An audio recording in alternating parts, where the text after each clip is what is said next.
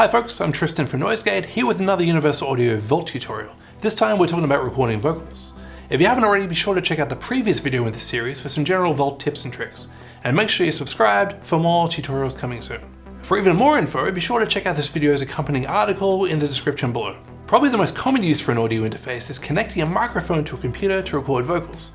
Whether you're a musician or any kind of content creator, high quality vocal recordings can have a huge impact on the overall production quality. Most professional microphones have an XLR connection that needs to be connected to a microphone preamp. Vault interfaces have either one or two XLR mic preamps.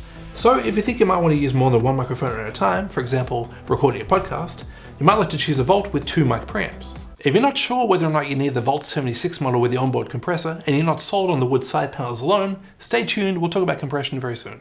When there is reason, tonight I'm awake. When there's no answer, arrive the silent man. If there is balance, tonight he's away. But if they have to suffer, there lies the silent man. In order to hear the sound of your voice while you're recording, otherwise known as record monitoring, you have two options. The first, software monitoring, means you're hearing the sound after it's been sent to your computer. In Ableton Live, software monitoring is engaged by setting an audio track's monitor mode to auto or in, although the track will need to be record armed in auto mode.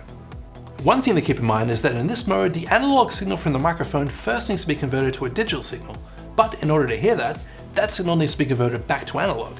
This conversion process takes time, known as latency.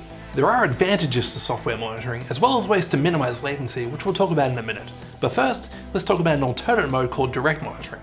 In this mode, you're hearing the direct analog signal before it gets converted to digital, so there is no latency. To enable direct monitoring, just press the direct button. When the direct button is lit red, you may only hear your voice in one ear of your headphones. That's because in this mode, input 1 is sent to the left ear and input 2 is sent to the right ear. This is most useful if you're using both inputs at the same time, like recording with two microphones. Otherwise, you can press the direct button again and we'll change to blue. Now each input will be sent to both ears, so you can hear your voice in both ears. If you are using direct monitor mode while recording to Ableton Live, make sure your track's monitor mode is set to off. Otherwise you'll be using software monitoring and direct monitoring at the same time, and you'll hear your voice twice. Many vocalists prefer direct monitoring because even a small amount of latency can be very off-putting.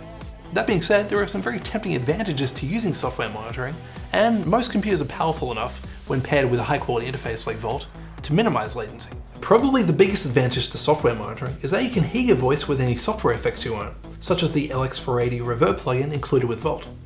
In fact, reverb can be so flattering to one's voice, it can actually help to produce a better vocal performance. And because the plugins are running in real time, the effect can be changed or even removed completely afterwards. To achieve the least amount of latency, you'll want to lower your hardware buffer size as much as possible. On a Mac, this is done in Ableton Live's preferences. On a PC, it's done via the Vault driver control panel in your system tray. The lower your buffer size, the lower your latency, but the harder your computer has to work.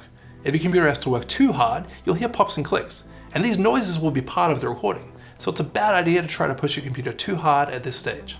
Chances are you'll use both monitoring modes at some point. A song may benefit from some reverb during recording, but that might not be necessary or even appropriate for a live stream or podcast, making direct monitoring the obvious choice. I mentioned vintage preamp mode during our first video, and to reiterate, it adds a warm character to your voice, typical of a vintage valve preamp. It's a pleasing musical sound that many people are fond of, but still a subjective thing. You might find yourself using vintage preamp mode all the time when recording songs, but a podcast or live stream might benefit from a more natural, transparent sound. When there is reason, tonight I'm awake. When there's no answer, arrive the silent man. Lastly, let's talk compressors. Vault 76 models include a really nice hardware compressor, which is super useful for a variety of situations, most notably long-form recordings like live streams or podcasts, but really any kind of home recording situation. Take podcasting for example. If the listener constantly needs to adjust their volume control, it's not going to be a very pleasant listening experience. And you probably want to do as little editing as possible afterwards. Or in the case of a live stream, there may be no chance to edit afterwards.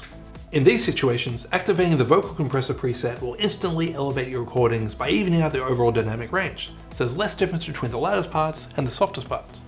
The same applies to music recordings. Activating the vocal compressor will deliver a more dynamically stable vocal recording. Your vocals will be more present, improving the overall mix. As explained in the previous video, the vocal compressor has a fast attack time to keep things sounding controlled but natural, with no loud parts jumping out.